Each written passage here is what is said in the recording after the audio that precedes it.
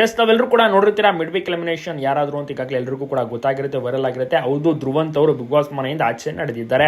Big boss ಮನೇಲಿ ತುಂಬಾ ಚೆನ್ನಾಗಿ ಆಟ ಆಡಿದ್ರು. ಟಾಸ್ಕ್ ಆಗಿರ್ಬೋದು, ಪರ್ಫಾರ್ಮೆನ್ಸ್, ಎಂಟರ್ಟೈನ್ಮೆಂಟ್ ಎಲ್ಲವನ್ನೂ ಕೂಡ ಚೆನ್ನಾಗಿ ನೀಡಿದ್ರು. ಜೈ ಮಹಾಕಾಲ್ ಅಂತ ದೇವರನ್ನ ಸ್ಮರಿಸ್ತಾ ಇದ್ರು. ಇದೀಗ ಇವರ ಒಂದು ಆಟ ಬಿಗ್ ಬಾಸ್ ಮನೆಯಲ್ಲಿ ಅಂತ್ಯ ಆಗಿದೆ. ತುಂಬಾ ಜನ ಏನ್ ಅನ್ಕೊಂಡ್ರು, ಟಾಪ್ 5 ಕಂಟೆಸ್ಟೆಂಟ್ ಗ್ರ್ಯಾಂಡ್ ಫಿನಾಲ್ಗೆ ಎಂಟ್ರಿ ಕೊಡ್ತೇನೆ ತುಂಬಾ ಜನ ಎಕ್ಸ್ಪೆಕ್ಟ್ ಮಾಡಿದ್ರು. ಬಟ್ ಅವರಿಗೆ ಈಗ ಅಂತ್ಯ ಸಿಕ್ಕಾಗಿದೆ.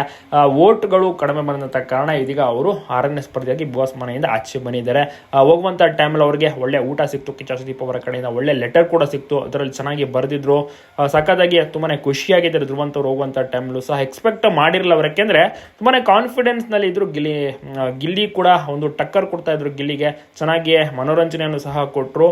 ಅವ್ರೇನು ಅನ್ಕೊಂಡ್ರು, ಟಾಪ್ 5 ಒಳಗಡೆ ನಾನು ಇರ್ತೀನಿ ಅಂತ ಅವರು ತುಂಬಾನೇ ಕಾನ್ಫಿಡೆನ್ಸ್ ನಲ್ಲಿ ಇದ್ರು. ಮತ್ತೆ ಅಭಿಮಾನಿಗಳನ್ನ ಮೀಟ್ ಮಾಡಿದ್ರು, ಮೋಜು ಮಸ್ತಿ ಮಾಡಿದ್ರು, ಚೆನ್ನಾಗಿಯೂ ಕೂಡ ಆಟವನ್ನ ಆಡಿದ್ರು. ಒಂದು ವಾರ ಸೀಕ್ರೆಟ್ ರೂಮ್ ನಲ್ಲಿದ್ರು.